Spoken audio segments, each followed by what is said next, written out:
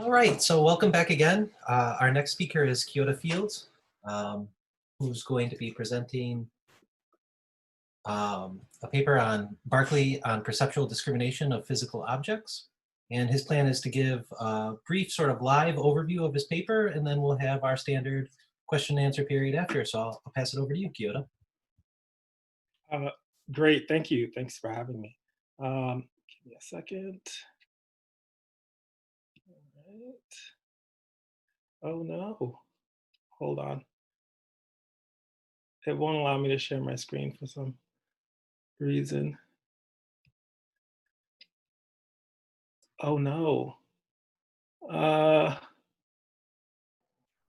You should be able to share, Keota. You should have that permission.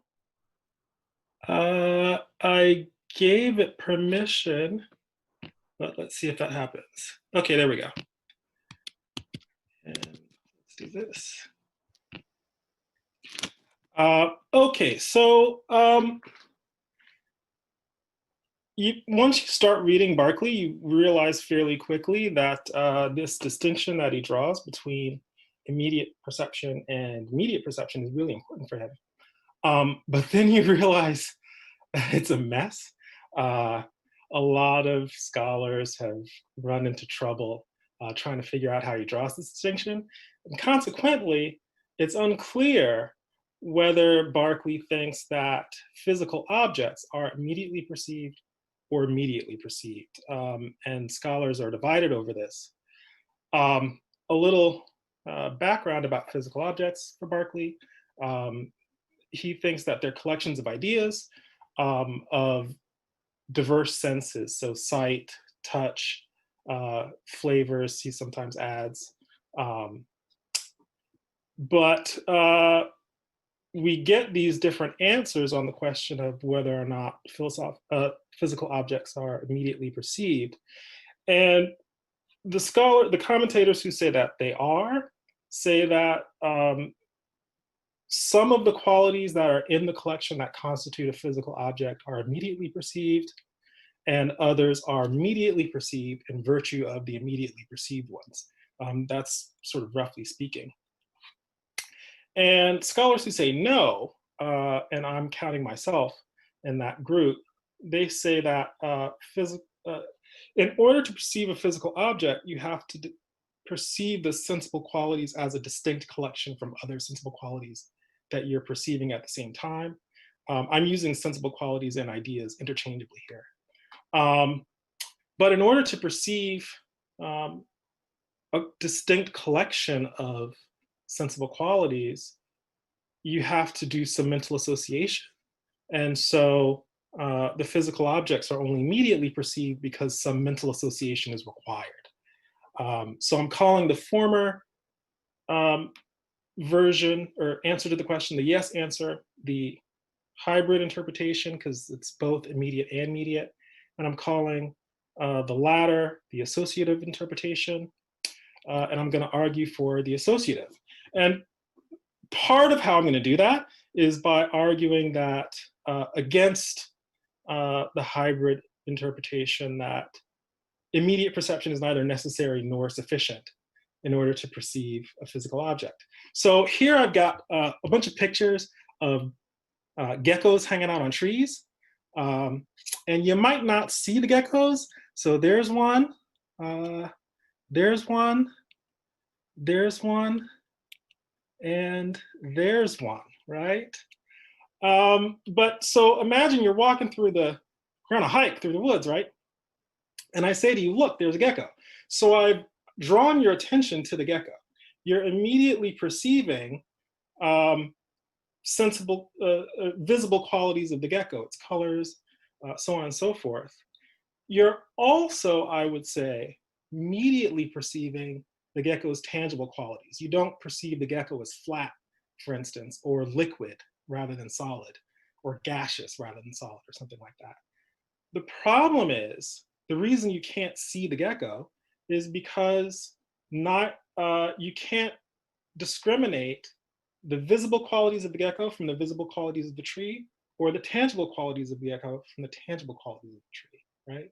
So immediately perceiving some of the qualities of the gecko is not sufficient to perceive it as a distinct physical object, right? Then there's this other issue that Berkeley raises in the three dialogues. I'm not going to quote Berkeley, I'll just give you an instance of what he's talking about. So suppose you see a white sphere, and I have these images here, under different lighting. So natural light versus a red light versus a blue light. Well, when you see the sphere, the white sphere, which is to say, white qualities are elements of the sphere, right? They're designly instituted in the collection that constitutes the sphere. You can see the sphere under red light or blue light without seeing any of the white qualities. In that case, you're not immediately perceiving any of the qualities of the sphere, but you're perceiving the sphere, right? So on the one hand, immediate perception is not sufficient. On the other hand, it's not necessary. It's not necessary and sufficient. Well, it's not necessary and sufficient. And in both cases, well, in the former case in particular, the not sufficient, it's clear that the reason is because you can't discriminate the object from other things that you're perceiving at the same time. Now, Berkeley has an account of perceptual discrimination, very brief, in the New Theory of Vision. And he says he's talking about the Molyneux-man thought experiment. And he says that in order to perceive physical objects, the Molyneux man would need to perceive the motions, right? And he describes two different kinds of motions, sort of intrinsic motions, the motions of the various parts of the man is what he says, versus the motion of the man against his environment, right? And only through perceiving those motions over time can the Molyneux man learn to discriminate physical objects. So that's his account of perceptual discrimination. Now, you might think, fine, if you can perceive motion immediately, then you can perceptually discriminate immediately. But Berkeley gives us three reasons why motion is not immediately perceived, it's only mediately perceived. The first reason is that motions are relations, and Berkeley thinks that relations are not immediately perceived. And I want to stress that that's even the case for Berkeley if both of the relata are immediately perceived. So even if, say I'm perceiving Bill and Bob, and Bill is taller than Bob, you might want to say that I'm immediately perceiving Bill and Bob. Of course, that's the whole question of this presentation, but let's just go with it. I'm immediately perceiving Bill and Bob, but I'm only immediately perceiving the relation taller than because, well, I'm not immediately perceiving the relation taller than because that requires a comparison, some mental activity, so on and so forth, right?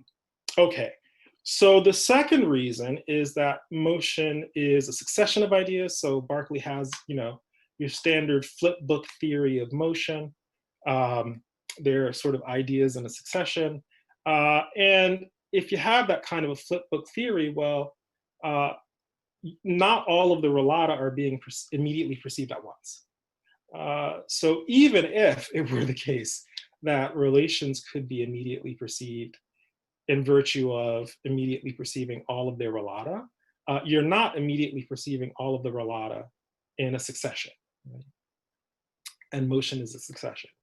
And then the third reason that Berkeley gives, and he says this explicitly, is that it's possible to misperceive motion. And in this little GIF I have on the side, it's an impossible motion. I have another one of a standard sort of train, if you've ever been on the subway.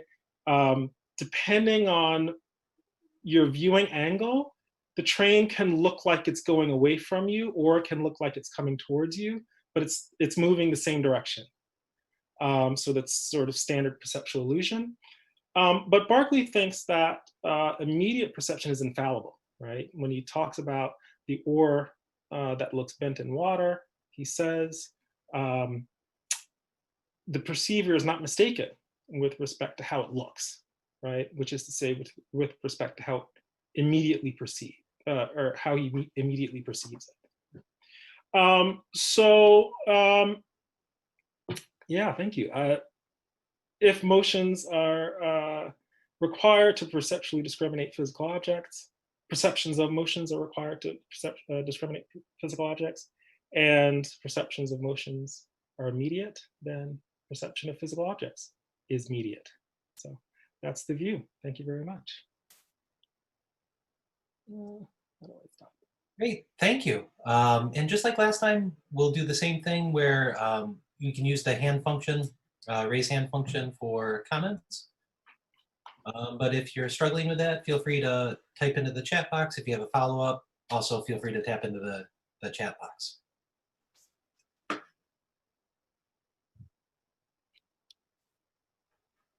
So Kenny, go ahead. Sure.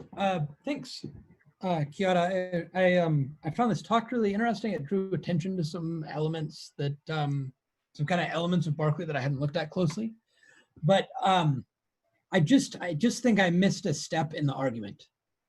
So so I get that that Berkeley actually sees this problem about perceptual discrimination and he cares about it. And he thinks that perceptual discrimination requires some mediate perception of some kind. And the gecko example shows that it's sort of plausible to suppose that mediate perception, or that perceptual discrimination is required for object perception. But the step in the argument that I think I missed is what evidence there is that Berkeley thinks that perceptual discrimination is required for object perception. Because at least to my ear, it doesn't seem like obviously false or absurd to say that I do see the gecko when I fail to discriminate it from the tree. After all, those colors that I'm seeing are the colors of the gecko and not the tree because it's blocking the tree. Okay, so let me share this, the passage that I'm looking at. Okay, so this is the passage from the New Theory of Vision. Hence it follows that a man more blind, I'm going down to the green part. Well, just before the green part. There crowd into his mind the ideas which compose the man in company with all other ideas perceived at the same time.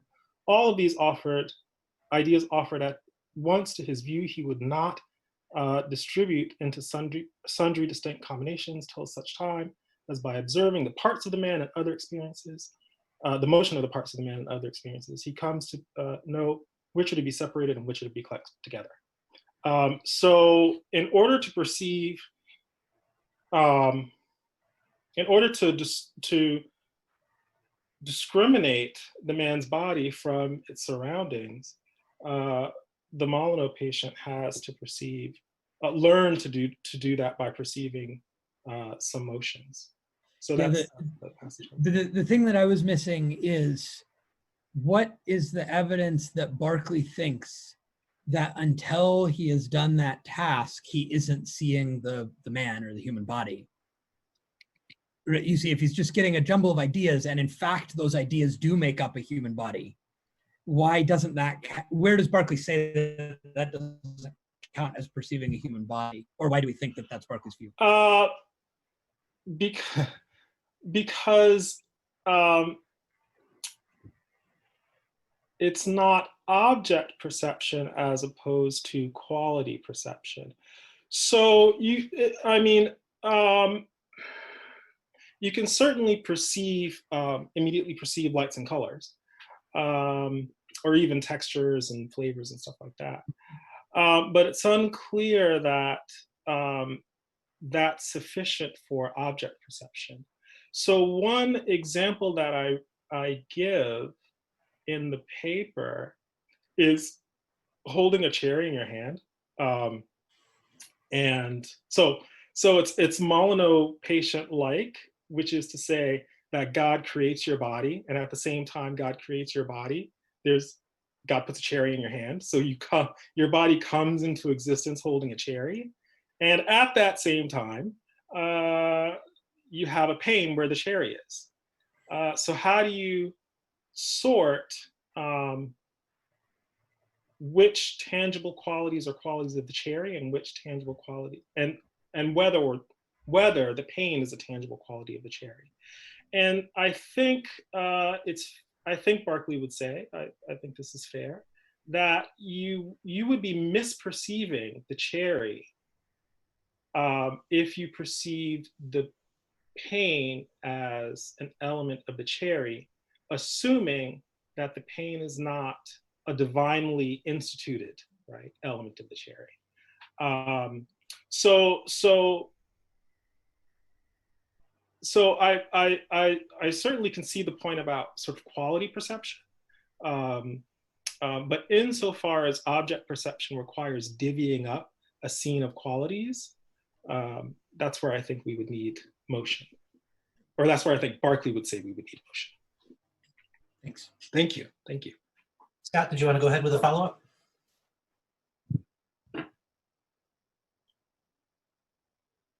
Sorry, are we there now? Okay, sorry, the unmute function wasn't working.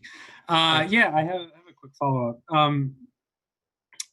So yeah, I mean, I think you make the point very clearly that in order to know that we're perceiving an object, you need to be able to perceive the motions of that object and then to be able to discriminate it from other objects.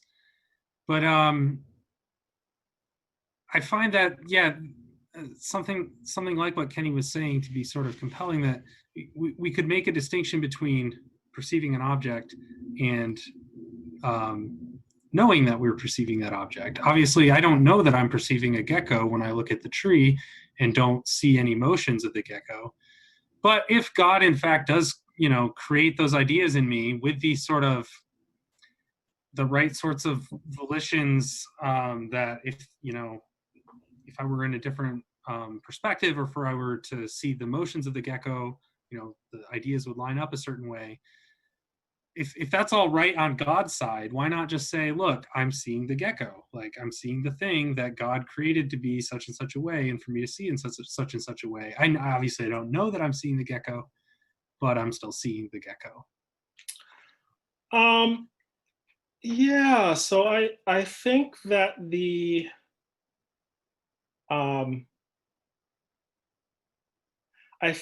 crucial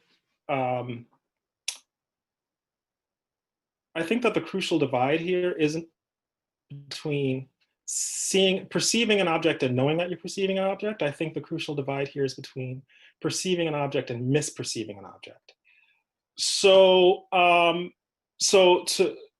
to go back to the example that I was talking about with respect to Kenny, God doesn't, so God puts the pain in my hand when I have the cherry. God isn't culpable for me including the pain as an element of the cherry. But if I do that, I've misperceived the cherry. And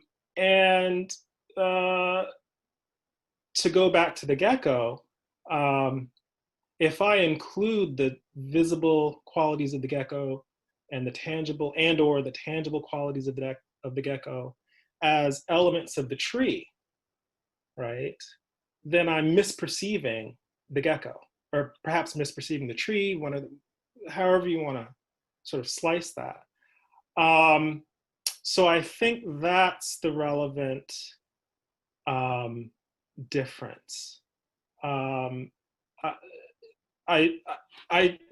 kind of want to keep epistemic considerations at bay a little bit, just because that's another layer of this like mess that is the distinction between immediate and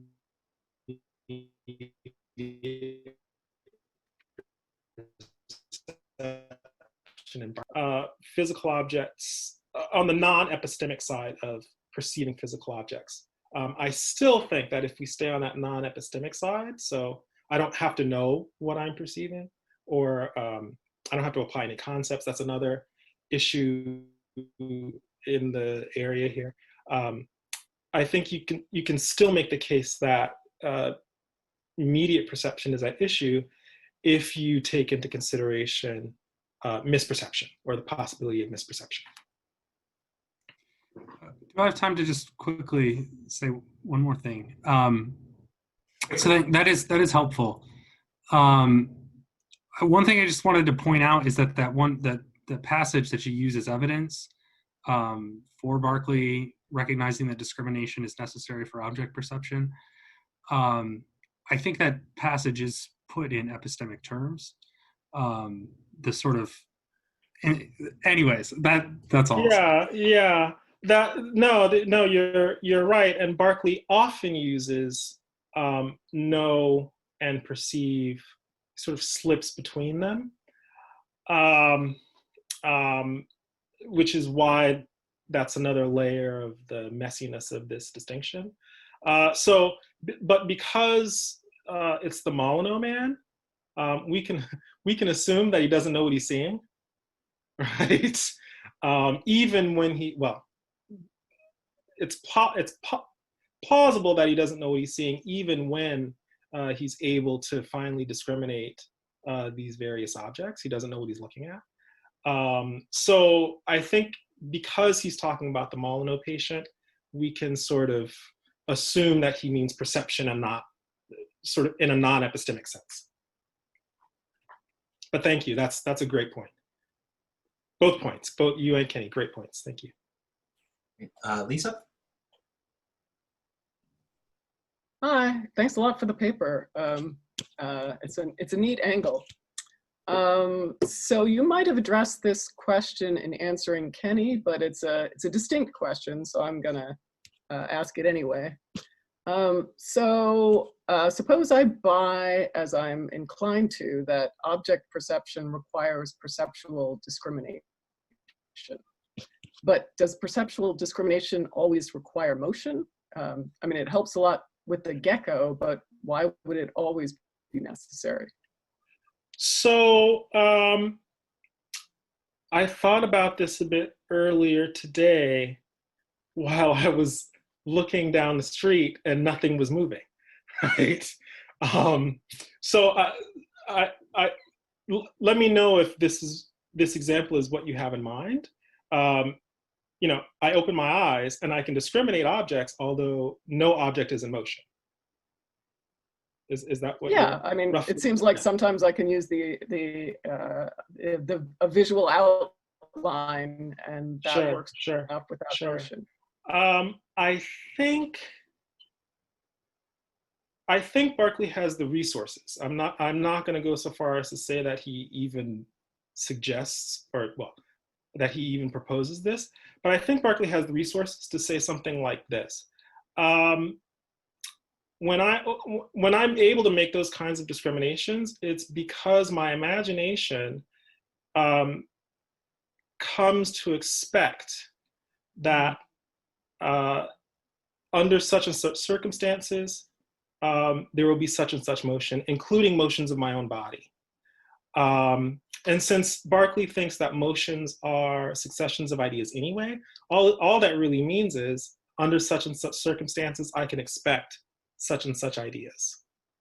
And that's how I'm able to do edges of things and so on and so forth. Right. Okay, that's helpful. Thanks. Yeah, thank you. Okay, Colin? Cool. Thanks. So I want to ask you just kind of like a framing question about like how exactly you're understanding object perception of objects. And let me kind of like outline two possibilities. You can tell me like which one is kind of more or less on the right track. So here's like one thing you might mean when you're investigating object perception. You're like, there's the special relation, the perceptual relation, and you want to know whether and when you send in that relation to a physical object as a whole, so like the whole collection of qualities, rather than just like this or that quality. Right. So that's one thing you might be investigating. Another thing that you might be investigating is like the conditions under which you can perceive something as a physical object, or that something is a physical object.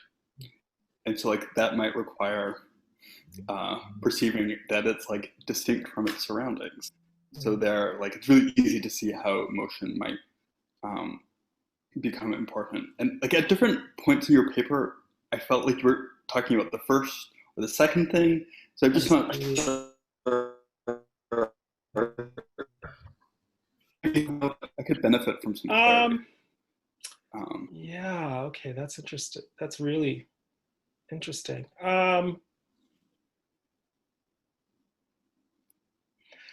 So I think the challenge in answering that question is that Berkeley thinks that physical objects are collections of ideas. So you know, in order to, okay, so I'm trying to avoid using the word sort, right? Because that brings to mind sortal concepts or something like that, and I want to avoid that kind of talk. But in order to sort of, okay, so one of the things I discussed in the paper was sort of in the background is this theory that, Berkeley's theory, that physical objects are constituted by God. So God sort of draws the boundaries of these collections. We don't. So the question is, how do we recognize these boundaries? And which qualities are in the collection and which are external to the collection? I don't know that it makes, I don't know that there's a fruitful way to distinguish between asking that question and asking what are the conditions under which we're able to make those distinctions, right? Maybe one way to approach both is to say, well, how do we learn to make those, to see where those divine boundaries are, divinely instituted boundaries are, because it's clear that Berkeley thinks we learn to do it.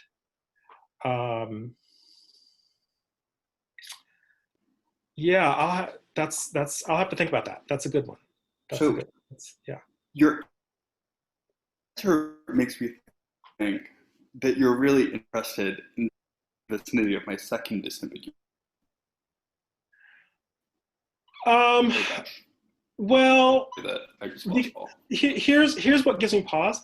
Conditions under which suggest to me either sort of environmental or I don't think because we're talking about perception, I don't think we can do this in an analytical sort of way, right? What are the sort of, I don't think we can get an analysis of the conditions under which these things should or shouldn't occur. I think it has to be sort of psychological / cognitive. What is the mind doing? Or what's happening psychologically when we are able to make these distinctions. And the reason I want to say that is because I want to say that the immediate perception distinction is psychological, right?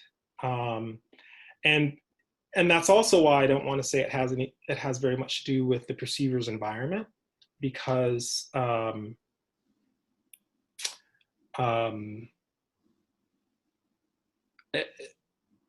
I think for Berkeley, it's a feature of perceptual acuity or something like that, or perceptual capacity or something like that, and not, I mean, there's definitely a sense in which we learn from the environment how to do this, but I don't think, I don't think environmental cues rather than perceptual cues are what we're using to do it, if that makes any sense. So I think that I might have chosen my words poorly by referring to conditions. like what I was asking is whether you're investigating what is required, maybe in a psychological sense, to perceive that something is a physical object or like a distinct collection of qualities, or whether you're interested, and that was my second option, or the first option was the psychological capacities just to stand in a certain kind of like conscious acquaintance, perceptual relation. Oh, well, I'm pretty sure I don't think it's the first. And I'm pretty sure that even hybrid interpretation defenders don't think it's the first either, because I think they would agree that the immediately perceived ideas suggest or signify other ideas that are only immediately perceived or something like that. And it's that combination. So which is to say, there's some psychological stuff going on in the background, even for the hybrid interpretation. It's not a matter of just acquaintance, right? Because there has to be, there has to be suggestion or immediate perception as well as immediate perception. So I think the important question is where the object perception lies. I don't think either side of this disagrees that. I think both camps agree that we immediately perceive some qualities and we immediately perceive others. I think the difference between the camps is where does the object perception lie? Does it lie on the immediate perception side or the immediate perception side? So they're all going to agree that there's some psychological stuff going on in that, and that it's not a matter of acquaintance for Berkeley, I think. David, did you want to jump in on this? Yes, although I suspect Keota might have answered my question along the way. So, but here's what I thought initially when I was trying to make when I was trying to tie my question back to Colin's question about perceptual discrimination and actual perception of objects, is I'm convinced by your argument that perceptual discrimination requires immediate perception. And I'm not sure I follow the conclusion from that to perception of objects is immediate rather than immediate. So I said I agree that if perceptual discrimination requires motion and motion is immediately perceived, then discrimination requires immediate perception. All right. So but you disagree that? No, I'm not sure I see from that how it follows that perception of objects is immediate. Well, because object perception is immediate. So so very similar, I think, to Kenny's question earlier. For the gecko pictures, why can't I be, or even Scott's question from earlier, why can't I be said to perceive these objects, but just not know that I perceive them or something like that? And my answer for Scott, I think, might be helpful here because it's possible to misperceive. And for Berkeley, misperception only happens at the level of immediate perception. So if you can misperceive, insofar as physical objects, sensible qualities, I'm saying, I think that's right, misperception is not available. So if you see red, you see red. But physical objects, misperception is possible. And so, okay, so wait, all right. So, but I think so. Misperception is a higher order kind of perception, right? So I think it's possibly because you're judging or something like that. well, not necessarily, because so in my example of feeling pain when I'm holding the cherry, if I perceive the pain as an element of the cherry, which this is not unusual, right? I'm misperceiving either the cherry or the pain, however you want to say it, because the pain is not a divinely instituted element of the cherry, right? So if I perceive the pain as an element of the cherry, then I'm misperceiving the cherry. Does that help? Wait. I think Todd had a follow-up to this as well. Did you want to press this a little bit? Okay, I think let me turn over to Scott and then Todd. Is it Todd? Yeah, Todd. I think this is a follow-up to what you're saying, David, but forgive me if I was misunderstanding your original point.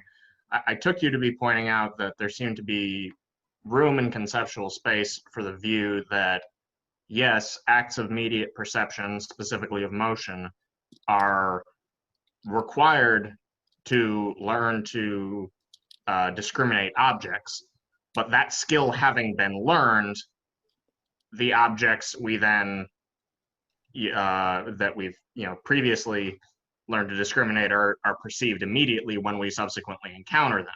And this is kind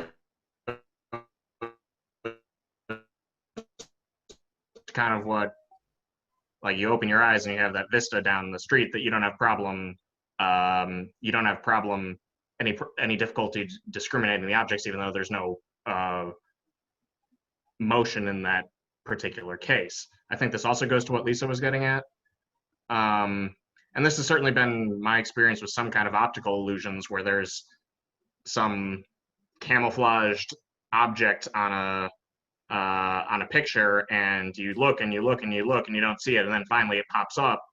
And then you don't have to search the next time you look. You just look at it and you can see the, well, proverbial gecko on the as part of the visual scene. So now I don't endorse the view I'm suggesting here. I'm on your side as far as I think I'm in your camp as far as thinking that Keota's camp in terms of thinking that perception of composite bodies is always mediate. But I was just I took David to be suggesting that there might be a view possible which agrees with what you say about motion being necessary for perceptual discrimination, but that's consistent with then immediately perceiving bodies after that. It's sort of once you've got the ladder of, once you've climbed the ladder and learned how to perceive objects, you can sort of toss the ladder of immediate perception out. And yeah, kind of sudden kicking away a ladder view. Yeah. I like that line actually, but I think Berkeley's response to that is going to be, all those passages in the New Theory of Vision, and I want to say a couple in Alciphron as well, where he says, suggestion, which is the mechanism, I guess, of immediate perception, is, I don't know how to describe it, simultaneous maybe, but he draws this analogy between immediately perceiving distance and hearing a word. And you immediately hear, right? When you know what the word means, you immediately hear its meaning or something like that. Just like when you know the language of vision, you immediately see distances. But that's not, what he means by that is, there's no time lag in the, right? the process of suggestion is instantaneous or nearly instantaneous as far as you're concerned. So you Immediate in the temporal sense rather than the rather not than mediated. That's right. That's right. So I think insofar as that's a line, I think that's how Berkeley would answer it. When I walk out on the street and I see nothing moving, I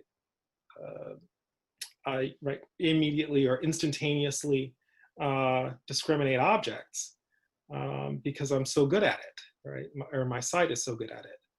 I think that's right. All right. Okay. I think I've clarified what I think my question is based on the discussion that we've just been having, especially where we are bringing in the notions of fallibility. So as I mentioned, so if you have a person here, right, and an intermediary and an object here, right, we say that we are perceiving whatever object is here via this intermediary if you're perceiving that object immediately. Is that right? So immediate perception is perception via intermediary, whatever that intermediary is.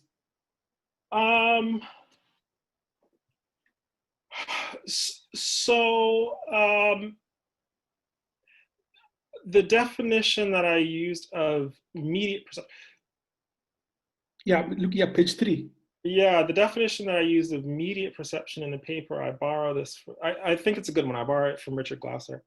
And it has 2 clauses, if I recall correctly. One is that there's suggestion, and the other is that the imagination expects under certain circumstances that if such and such were the case, then you would immediately perceive a tangible idea of a certain kind or a different visible idea of a certain kind. So I don't think that Berkeley would say that immediate perception is just perceiving Y in virtue of perceiving X. I think he would also say that it's having certain expectations about Z, Q, and R that you would perceive, right? Making certain predictions, so on and so forth. So that's a richer notion than just I immediately perceive Y by perceiving X and X suggesting Y. Okay. Or X signifying Y or something like that. Yeah. All right. So this is I'm sorry, I'm just gonna cut you off. I want to make sure we have time to get to everybody in the queue, if that's okay. Okay. So Margaret, did you have a question?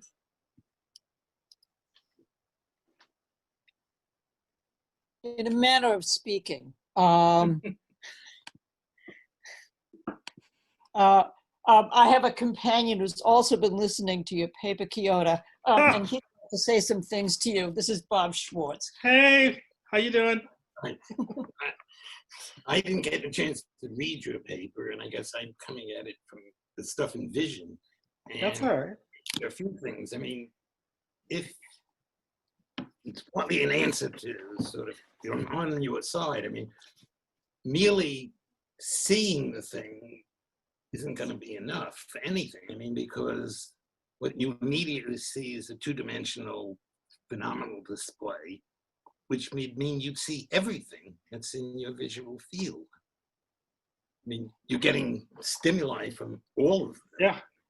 So, I mean, that's got to be somewhat weird. I mean, you'd see, and you'd see all the parts too. I mean, yeah, you see the gecko, you see the gecko's nose, you see also the fact that,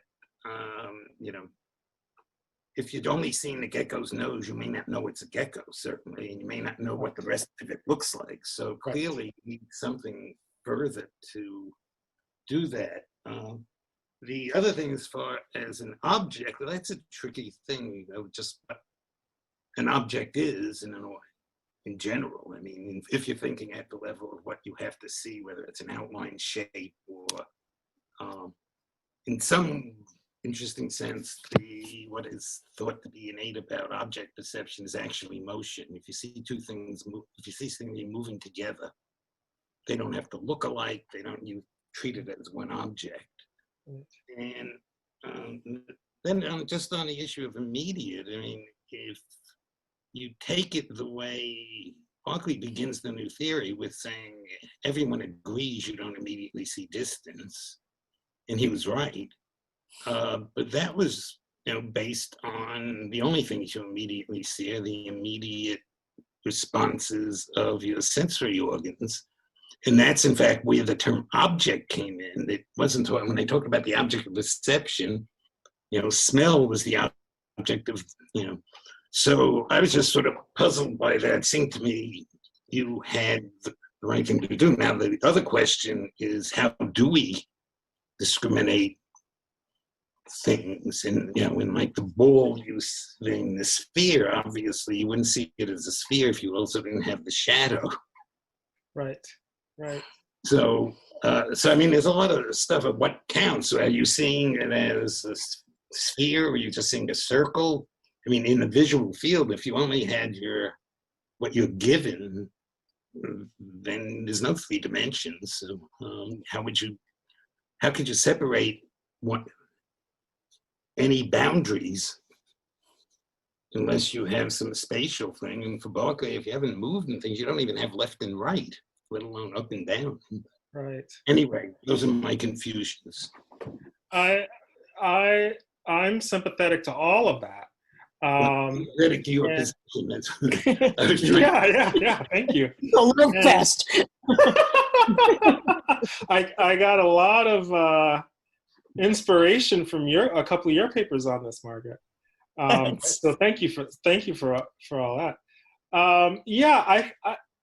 I think object perception. I think Robert, you're on the nose. Object perception is sort of fundamentally a sort of spatial perception, or involves a sort of spatial perception. And so at least for, regular macro objects, sort of weird, like even oil spills, right, where different parts are dispersed. Even that's in a way a kind of fundamentally spatial perception. But I think that's why the sort of the people who defend the view that we can immediately perceive objects, I think that's why they're saying, well, you immediately perceive some qualities and immediately perceive others, because it's the ones that you immediately perceive that give you the spatial, right, information. But that's the information that we need to perceive it as an object. Otherwise, as you say, it's just an undifferentiated visual field. And I wouldn't even say field, I would just say just sort of phenomenal visual experience, or some visual array or something like that. And it's got to be phenomenal 2-dimensional. That's right. That's right. That's right. So it couldn't be something, if you mean by object, something you could touch. I mean, exactly. Exactly. Good. Now I understand it. On the other hand, if you have a good idea of what it is to perceive an object, no one does. So you would get a nice, you get a wonderful publication in the best perception to actually say what an object, what it is. Yeah, it's not no one's figured it out yet. So. Who wrote about it? We'll go ahead with Anne Marie. Terrific. I'm happy to come on the heels of that exchange, because I'm wondering, physical object, that expression, just on my cursory search, doesn't appear in the new theory, right? That's a Fields-ism. Well, no. Well, I want to say that the scholars that I've been reading, who on both sides, they just refer to these as physical objects, just as I think it makes the discussion easier to read and to write. Otherwise, well, so Berkeley in the principles uses sensible object. Is that the same as physical object? So okay, that's exactly right. But this is why I think the scholars on both sides use physical object, because Berkeley uses sensible object to refer to both sensible qualities, colors, flavors, odors, and to objects that are combinations of sensible Right.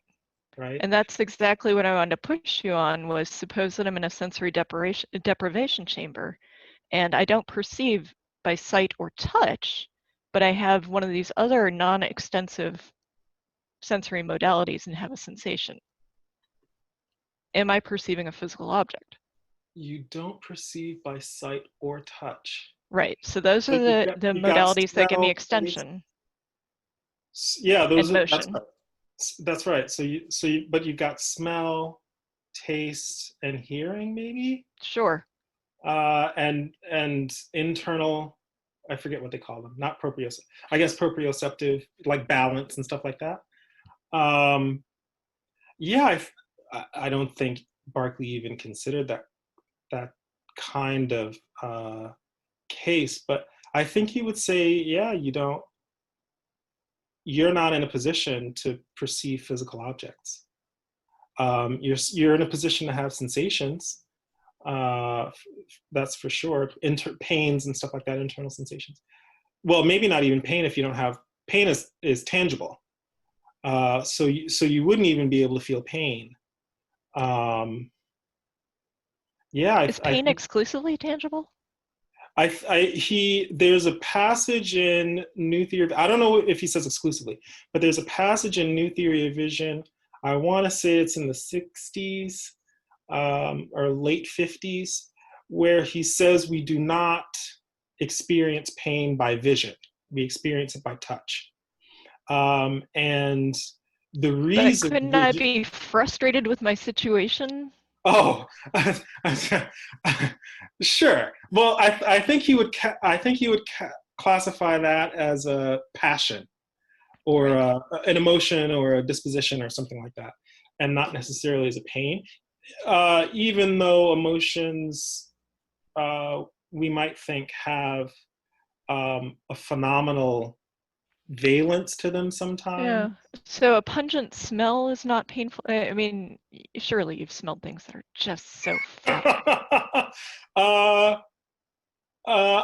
don't think Berkeley. I think Berkeley would say that the pungent smell is actually a warning of the physical pain to come should you digest whatever is. Yeah, I'm gonna have to disagree with him on phenomenological grounds. The smell itself you know what is I mean? just, yeah. Because intense heat, right, is inseparable from pain, and it seems like intense stinkiness. Very deep. Sorry, I'm getting punchy. It's no. It might be, I've never considered this. It might be that Berkeley thinks that the two are so closely associated for you. So actually Locke has this great example of honey that makes a person sick, it makes them nauseous. And the person comes to associate nausea so closely with honey that the smell of honey makes them nauseous. So this is kind of the kind of case you're talking about. And I think Berkeley would say that the nausea is not in the honey or the smell of the honey.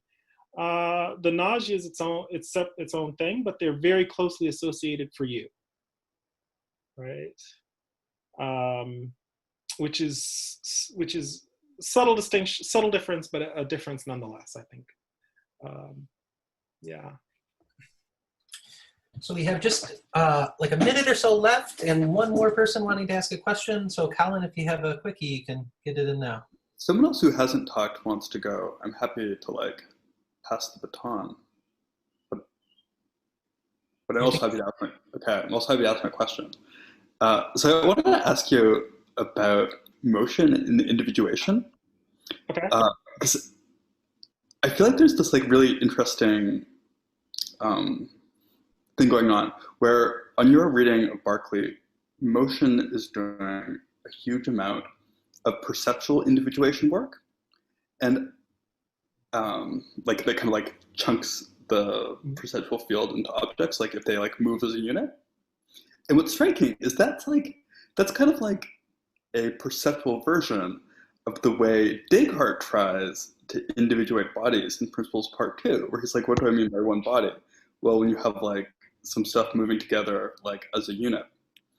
And so I guess I'm wondering whether for Berkeley, like common motion plays any role, any like, does any work to individuate physical objects in the metaphysical sense? Like, is it important that a collection of qualities like actually moves as one to constitute a physical object, or is it like merely a perceptual significance for him?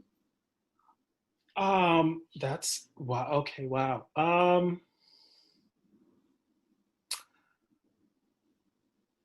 I'll have to think about that. I want to say the metaphysical part is all on God. So